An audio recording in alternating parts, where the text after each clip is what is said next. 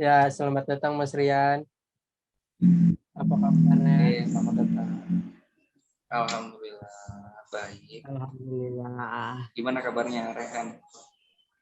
Alhamdulillah aku sehat juga. Kalau Kak Fitri gimana Kak Fitri? Alhamdulillah Fitri sehat juga. juga. Iya, Kak Fitri sehat. Semoga ya di masa pandemi ini kita kudu bisa jaga kesehatan lah ya. Ya. Jadi selamat datang Mas Rian di podcast Batik bulan ini, bulan bakal upload di bulan Mei. Terima kasih juga buat Mas Rian udah bersedia ngasih waktunya, luangin waktunya buat jadi narasumber di podcast Batik bulan ini. Ya, makasih ya Mas sebelumnya ya Mas. Oke, makasih kembali. Oke. Ya, jadi yang mau diangkat dari podcast Batik bareng Mas Rian ini tentang ya siapa yang nggak tahu Mas Rian sih tentang manajemen waktunya lah, manajemen waktu dan mungkin relasinya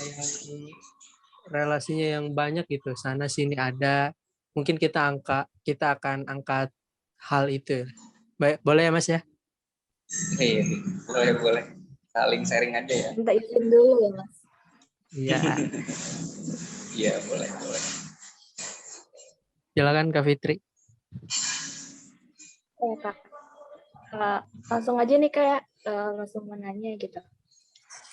Menurut kalian ya Kak, seberapa pentingnya sih pengalaman dan relasi dengan banyak orang tuh?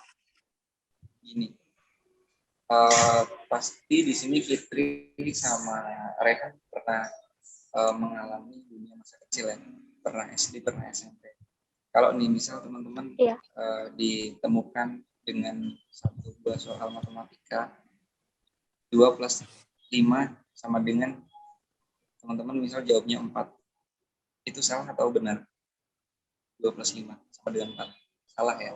Misal nanti teman-teman ketika ada ujian ataupun di lain kesempatan ada soal yang sama 2 plus 5, teman-teman jawabnya berapa? Berubah pikiran jadi jawaban benar 7. Ya, jadi 7. Nah, itu diimplementasikan dalam hal kecil, dalam hal akademik. Nah, kalau misal kita pengen ngebahas tentang pengalaman, jelas pengalaman itu di hal apapun itu sangat penting. Kalau misal kita ngebahas tentang relasi, pasti teman-teman pernah mengalami yang namanya masa balita. Ketika kita balita, apakah kita langsung, misal kita lahir, kita langsung berdiri? Kan enggak. Kita ada prosesnya untuk berdiri, ada prosesnya untuk berjalan. Ketika kita mau berjalan dan mau berdiri, kira-kira kita butuh orang lain nggak di situ? Iya. Nah, pasti butuh orang lain. Dan orang lain ini adalah relasi kita. Relasi itu kan hubungan. Nah, kalau misal kita mau berjalan, mau berlari, itu kan butuh bantuan orang lain, butuh arahan. Artinya di situ kita ada hubungan dengan orang lain, yaitu orang tua. Nah, itu adalah relasi. Yang namanya relasi juga bukan hanya dengan manusia. Ada relasi itu kan hubungan.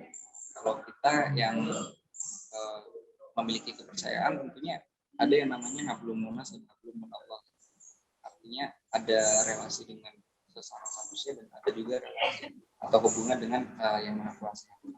Jadi seberapa penting pengalaman dan relasi penting ya? Karena pengalaman itu juga ya, jadi berarti karena pengalaman itu juga kita belajar lebih baik ke depannya gitu ya Mas. Betul sekali. Ya kan, karena ada pepatah juga yang bilang guru terbaik adalah pengalaman kita sendiri, dan yang agar tidak terulang kesalahan yang sama, itulah gunanya pengalaman, kita belajar dari pengalaman itu. Oke, next, nggak Rehan ngisi aja. Nggak bisa. Lanjut aja sekali. Oke, lanjut. Lanjut nih. Kalau boleh tahu nih ya Kak, motivasi awal Kakak nih mengikuti banyak program kemahasiswaan, mengikuti organisasi, itu apa sih Kak? Boleh diceritain nggak? Sebenarnya kesibukan untuk mengikuti mahasiswa dan organisasi itu kan masing-masing mahasiswa gitu ya, mau mengikuti kesibukan di manapun, itu pilihan, dan pilihan saya mungkin salah satunya adalah mengikuti kegiatan mahasiswa dan organisasi. Ini motivasinya, kalau misal kita ingin finish kita luar biasa, kita lihat prosesnya. Kita harus memiliki proses yang luar biasa juga. Kita bisa memulai, artinya kita bisa start yang luar biasa, tapi hasilnya bisa saja, bisa luar biasa juga. Pun sebaliknya, misal kita startnya biasa, bisa finishnya luar biasa, tapi bisa juga finishnya biasa saja. Tapi beda halnya kalau kita memaksimalkan prosesnya. Kalau kita prosesnya luar biasa, pasti hasilnya luar biasa. Mungkin itu salah satu motivasinya sih. Dan kehidupan ini bukan papan catur ya, bukan hitam, bukan putih gitu. Bukan senang, bukan benar, bukan salah doang, ada warnanya gitu. Jadi biar kita punya cerita di masa depan buat anak-anak kita, buat teman-teman kita, pun kita bisa sharing ke teman-teman yang lain gitu. Nah, itulah kenapa saya memilih untuk memiliki kesibukan di mahasiswa di organisasi gitu, kayak Tapi Mas, kalau kan tadi Mas nyinggung di awal gitu ya, apa pilihan mahasiswa itu beda-beda. Kalau menurut pandangan Mas, gimana soal mahasiswa yang emang dia fokusnya di ini aja, di akademik dia aja, nggak harus dia ikut cari kesibukan yang lain di program kemahasiswaan kayak yang Mas Rian ikutin gitu. Ya, ini setiap manusia pasti punya tujuan ya. Kalau kita punya tujuan setelah lulus, goals-nya itu suatu profesi ataupun ingin melanjutkan studi, itu ada pilihannya masing-masing. Kalau misal kita ingin lanjut kerja ataupun lanjut studi, otomatis bukan hanya hal akademik yang kita pikirkan, tapi ada soft skill yang memang harus kita kembangkan gitu di sini. Soalnya kita harus siap dengan dunia luar. Tapi kalau misal teman-teman yang mungkin di sini dalam kebutuhan ambis di akademik, mungkin dia punya pilihan ke depannya dia akan mendaftar lanjut studi gitu. Nah, itu oke, bebas gitu. Jadi kalau mau memilih ke akademis saja, fokus akademis saja, oke. Tapi kalau menurut aku fokus akademik doang kayaknya kurang maksimal gitu. Soalnya nanti kita akan berhadapan dengan dunia luar yang sebenarnya bukan hanya dites di secara logika untuk berpikir sistematis dan dalam hal pengalaman, tapi dalam hal pengetahuan, tapi pengalaman kita juga di situ bakal berguna. Jadi soft skill dan pengalaman tentunya berguna dalam ke depannya. Iya, berarti selama jadi mahasiswa ini kan kita dikasih waktu. Alangkah lebih baiknya ya, bukan memaksakan sih, alangkah lebih baiknya kita mencari pengalaman itu, melatih soft skill itu, ya karena kita setelah lulus nanti akan berhadapan dengan dunia luar, dunia yang udah beda lagi nih di dunia perkuliahan, akan dunia bisnis kah atau dunia atau, nah alangkah lebih baiknya kita itulah melatih soft skill kita, mencari banyak pengalaman lah. Kan dunia perkuliahan kan gak cuma itu aja, banyak pengalaman yang harus kita gali gitu. Betul ya Mas ya? Yes, setuju. Nih Kak, mau nanya, yang aku tahu kan dari aku pas maba nih ya Kak, kayaknya tuh kalian tuh banyak gitu ikut kegiatan, ikut organisasi, ini itu gitu ya. Mungkin apa dari dulu pas SMA emang juga udah suka gitu kali ya ikut organisasi gitu. Nah, boleh diceritain nih Kak, perjalanan singkat kalian gitu dalam mengikuti kegiatan dan organisasi nih dari awal perkuliahan sampai sekarang. Ya, jadi yang aku bilang tadi di awal, ada hablum minas, kita ada relasi yang memang harus kita, kayaknya relasi itu jadi nafas gerak kita gitu dalam kehidupan. Jadi memang di SMA dulu aku juga aktif organisasi, tidak begitu aktif sih, ada beberapa organisasi yang aku ikuti gitu. Dan di desa juga begitu ada organisasi yang dan masuk ke perkuliahan waktu itu tuh pas maba ya mahasiswa baru.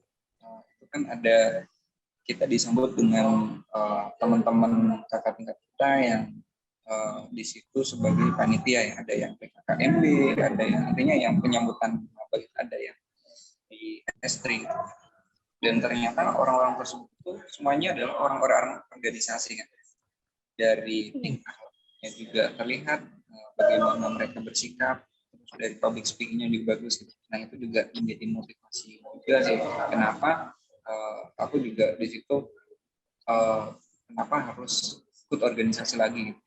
Dan di semester 1-2 di awal perkuliahan mungkin aku ikut 2 organisasi.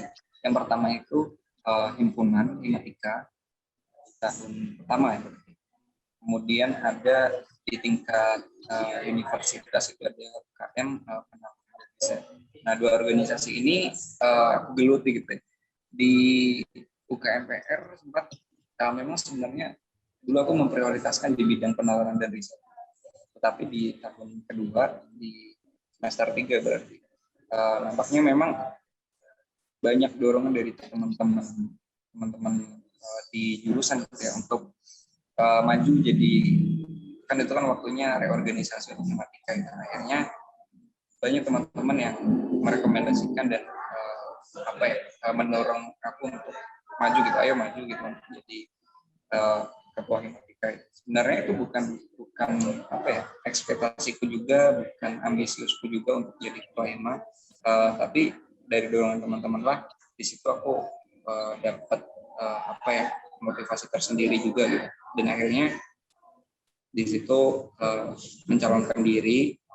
Setelah itu terpilih menjadi ketua Himatika dan aku di unit kegiatan mahasiswa penalaran dan riset juga yang tadinya pengurus sekarang hanya menjadi anggota gitu. Tapi walaupun menjadi anggota di situ sebenarnya aku punya jabatan juga di situ jadi ketua angkatan. Namun karena memang di sini lebih urgent ya, urgensinya lebih besar gitu. Jadi fokuslah ke Himatika di semester 3. Nah setelah itu semester 3 selesai, periode Himatika selesai,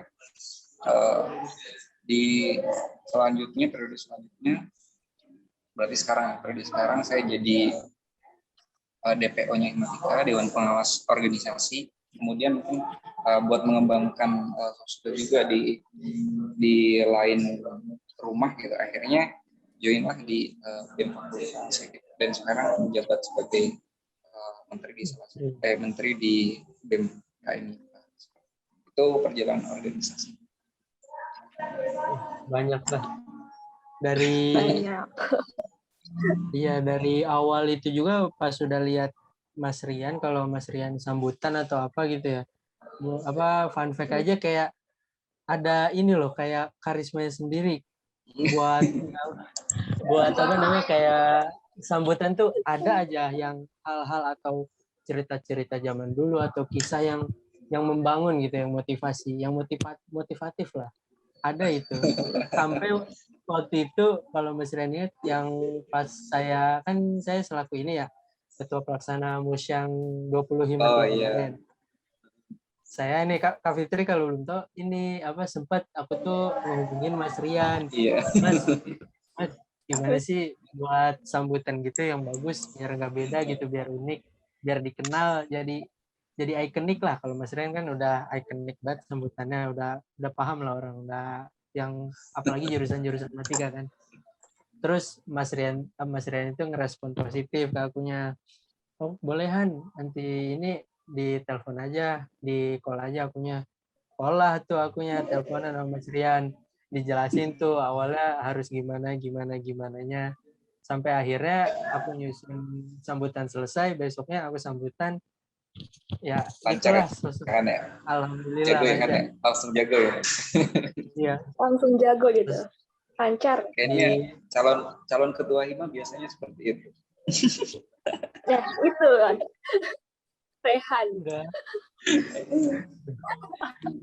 Kalau itu kan perjalanan organisasi gitu ya, dari tahun pertama ikut hima dan UKM penalaran riset. Terus di periode selanjutnya menjabat sebagai Ketua Himpunan Mahasiswa Matematika. Dan periode sekarang nih, periode selanjutnya menjabat sebagai Menteri Ekotran ya. Ekotran di BMKM MIPA Unsud sama DPO, sekaligus DPO di Himatika. Nah, kan Mas Rian juga siapa yang nggak tahu kampus archery kan? Ya, Mas ya. Siapa yang nggak Itu tahu kan? iya, gimana itu awalnya sampai sekarang tuh Mas Rian juga ikut program mahasiswa wirausaha sekaligus PMK-nya ya Mas ya? Dua-duanya Mas ikut? PKM, KBMI. Ya, iya. Iya, betul. PKM sama PMW berarti dua-duanya ikut kampus archery. Iya. Itu kampus archery itu apa sih itu Mas? Buat yang belum tahu aja ya. Iya, jadi sebenarnya gini. Mungkin aku ceritain aja ya dari awal. Begitu singkat cerita, begitu aku selesai kuliah, selesai sekolah SMK. Aku di sini SMK bukan. Selesai sekolah SMK, di situ dalam diriku udah ini punya tekatan untuk mandiri gitu. Jadi entah aku nanti melanjutkan studi ataupun nanti aku kerja ataupun nanti membangun usaha, intinya aku tidak akan meminta insya Allah tidak akan minta bantuan berupa finansial ke orang tua kayak gitu. Aku sempat mengucapkan hal tersebut ke bapak dan ibuku. Jadi itu yang menjadi apa sih semangat tersendiri yang jadi bahan bakar hingga saat ini. Dulu itu aku berusaha untuk mandiri, mulai dari jualan alat-alat elektronik, pernah jadi member di salah satu perusahaan multilevel, pernah juga berjualan makanan, donat gitu. Dan di kelas 3 SMK dulu aku punya teman kakak sepupu. Dia punya usaha di situ sebagai marketing di olahraga panahan, menjual alat-alat panahan. Di situ aku dulu main panahan cuma sekedar hobi gitu. Sekedar hobi, akhirnya suka, kemudian kepo dengan alat-alatnya. Alat-alat tersebut kok kenapa bisa mahal? Dan alhasil di situ aku diajari sama kakak sepupu juga untuk marketing di dunia panahan. Akhirnya setelah lulus di situ aku punya penghasilan ya dikit-dikit lah setelah lulus SMP. Nah, masuk ke universitas, ke Unsud di semester 1, di semester 2 itu ada program yang namanya PMW kan. Di situ di tahun 2019, berarti di tahun 2019 itu kan olahraga panahan di Indonesia dan boomingnya. Dan disitulah aku coba membawa usahaku ini ke dalam program tersebut. Akhirnya setelah mengikuti beberapa tahapan dan seleksi, akhirnya lolos dan mendapat pendanaan. Ada juga kompetisi di tingkat nasional aku coba ikuti, namanya KBMI, Kompetisi Bisnis Mahasiswa Indonesia. Aku ikuti juga. Karena usaha ini memang sudah berjalan dari tahun 2017, tahun 2017. Aku tahu seluk-beluk gimana di situ panahan perkembangannya di Indonesia. Yang awalnya dulu aku hanya sekedar dropship, akhirnya diangkat jadi marketing produsen di Masterbomb Indonesia. Kemudian aku coba belajar mandiri, akhirnya di sini aku cari pengrajin kayu. Aku gandeng pengrajin kayu yang ada di Banyumas. Ketemulah di situ cocok dengan pengrajin kayu. Akhirnya kita produksi panahan di situ. Dan di tahun berikutnya pun sama, karena ada program yang sama juga, PMW dan KBMI. Di situ aku ajuin lagi, kemudian beberapa tahapan seleksi aku lalui dan lolos lagi, dapat pendanaan juga dari Kemenkes Dikti, dapat pendanaan juga dari universitas. Dan alhasil sekarang ya aku udah punya store sendiri, kemudian udah kerjasama dengan berbagai instansi, berbagai ada perusahaan, ada juga pengrajin kayu di situ. Dan sekarang alhamdulillah berjalan. Ya sedikit demi sedikit itu semua untuk memenuhi kebutuhan dan celengan untuk masa depan gitu. Jaringannya makin banyak. Kebutuhan Mas Rian udah banyak terpenuhi mungkin ya. Insya Allah. Ya Allah, amin, kita doain aja. Berarti kampus archery itu emang sebelum apa dari awal semester 1 udah ada gitu kampus archery itu. Sebenarnya awalnya itu namanya Rian Sukarseri. Kemudian setelah ada program kita rebranding Rian Sub jadi kampus archery. Karena memang berjalannya usaha ini aku kan sedang di kampus dan sedang perjalanan menjadi mahasiswa. Jadi aku ganti jadi kampus archery kayak gitu. Ya dari kita doain aja, kita doain kampus archery go internasional. Oh, amin. Amin, amin. Jangan lupa order juga nih. Kalau mau cari di Shopee, Tokopedia, lengkap semuanya ada. Kampus archery ketik aja. Nanti ada di bawah sini. Nanti dieditin Rehan, Kak. Boleh. Siap. Bisa aja ini. Lanjutnya ke Fitri, coba lanjut. Sekarang lanjut ya, Kak. Tadi kan di awal udah disinggung nih ya tadi tentang pentingnya relasi gitu. Nah, dari Kakak ada nggak sih kayak tips yang dapat dibagikan nih dalam hal manajemen waktu dan pentingnya relasi itu? Untuk manajemen waktu, kita nggak asing lagi dengan skala prioritas ya. Setiap orang juga ketika nanya hal seperti itu, pasti jawabannya coba ingin hal yang lebih besar. Artinya skala prioritas. Sebenarnya kalau teman-teman di sini nanyakan manajemen waktu, bisa sih di sini aku juga dapat ilmu dari temanku. Kalau kita bisa bikin timetable ataupun manajemen time berbentuk matrix di situ. Jadi ada dibagi menjadi 4. Jadi 4, yang pertama itu penting dan mendesak. Kemudian penting dan tidak mendesak. Tidak penting dan mendesak. Tidak penting dan tidak mendesak. Nah, itu 4 poin itu. Nah, mungkin teman-teman bisa nih dibagi di situ bikin ya tabel sederhana. Misal teman-teman punya berbagai kesibukan, coba teman-teman di situ sortir, filter lagi mana yang lebih penting dan mana yang harus lebih dikerjakan terlebih dahulu. Nah, di situ itu hal-hal seperti itu hal kecil, tapi ketika teman-teman bisa menerapkan itu menjadi hal kecil yang luar biasa bergunanya. Itu sih untuk kesibukannya. Dan bukan menurut ya, ketika kita berbicara tentang agensi, ini bukan agensi ya, tapi kalau kita ingat dengan surat Wal Sri Inalin sama Ibu Sri ilaladina amanu solihati akibat. Nah, di situ kan sebenarnya manusia ini kan dalam kerugian, tapi terkecualikan orang yang beriman, orang yang mengerjakan orang yang mau belajar dalam kebenaran, dan orang yang mau berwasiat dengan kesabaran, ya kalau nggak salah seperti itu. Jadi 4 poin-poin tersebut sebenarnya kita bisa mengimplementasikan dalam kehidupan sehari-hari. Kalau misal kita punya kesibukan yang lebih besar dan itu lebih mendesak, kita kerjakan.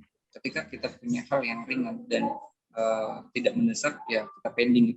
Dan ada hal lagi yang mungkin tidak penting dan tidak mendesak, ya kita tinggalkan. Jadi kita gunakan waktu kita semaksimal mungkin untuk mengerjakan hal-hal yang memang memberikan kebaikan, memberikan kebermanfaatan dengan melihat poin-poin tadi seperti itu. Oke, berarti kalau dari pribadi Mas Rian sendiri pakai 4 prinsip itu ya, yang penting dan mendesak, tidak penting dan mendesak, penting dan bukan belibet, dan tidak penting dan mendesak, dan pokoknya yang terakhir itu tidak penting dan tidak mendesak.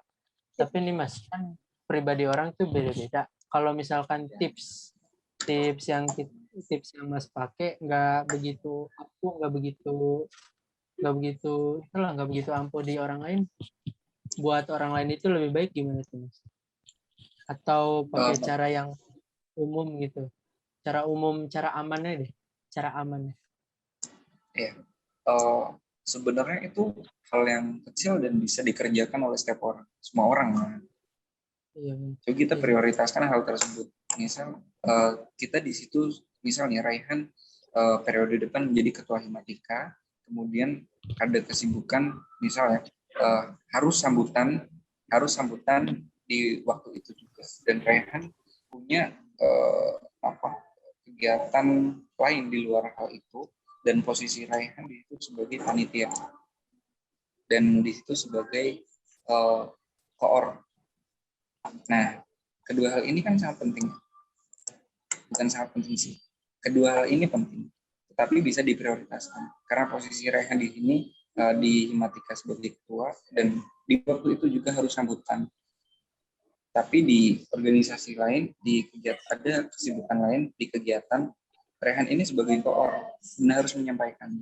Nah, ketika keduanya berbenturan, maka Raihan pilih yang mana? Pasti pilih yang ketua Himatika harus sambutan. Karena momentumnya ketua ya di situ gitu. Harus menyampaikan apa yang sudah dikerjakan, harus menyampaikan arahan dan lain sebagainya di situ. Nah, kalau di kepanitiaan sebagai koor pasti punya anak-anak yang banyak gitu. Ya, dan acara tersebut juga lebih prioritas ke ketuanya kayak gitu. Jadi mana yang diprioritaskan ya yang jadi ketua Himatika seperti itu. Dan setiap hal tersebut dengan empat pola seperti itu kayaknya setiap orang bisa memaksimalkan sih, bisa diterapkan. Ya karena setiap orang juga mau bagaimanapun ya skala prioritas yang utama ya.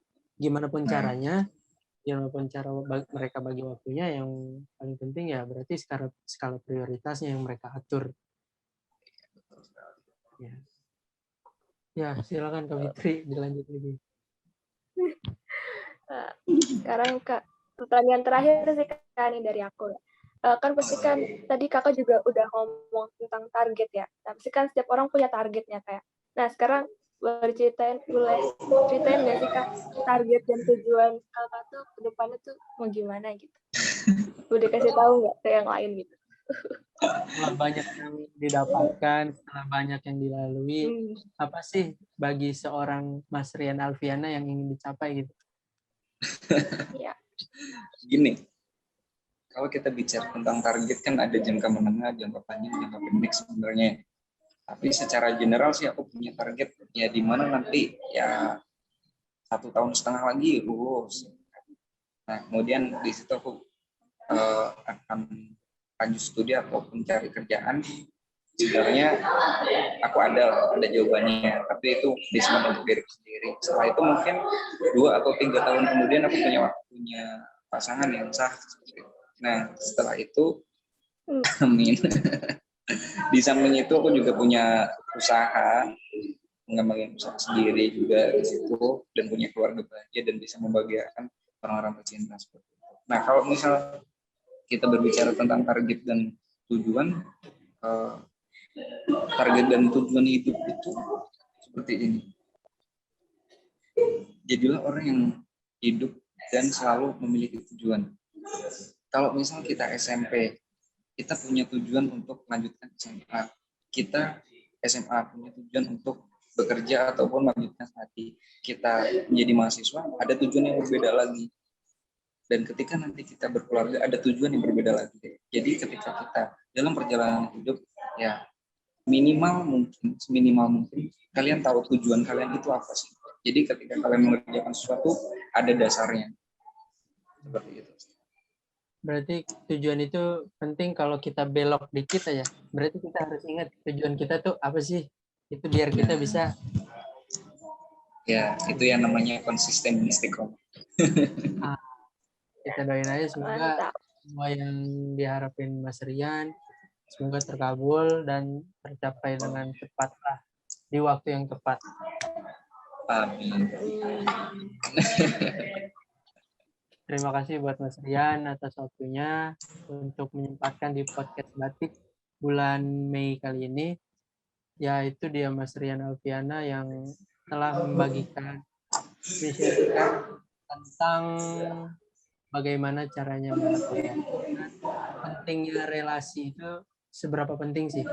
Jadi sekali lagi kita terima kasih untuk ilmu-ilmu yang baru yang telah kita dapatkan. Semoga Mas Rian sukses ke depannya ya Mas ya. Amin, amin. Terima kasih juga buat teman-teman semuanya, teman-teman kita terutama ya, sudah ya mengajak untuk belajar bersama juga ya. Dan terakhir mungkin aku sampaikan taqabbalallahu minna wa minkum ya.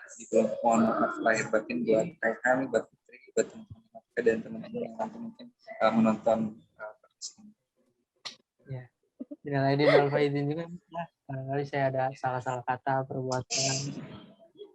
Aku juga ya Kak, minal aidin wal faizin. Ya, sama-sama Putri. Semangat Mas Rian.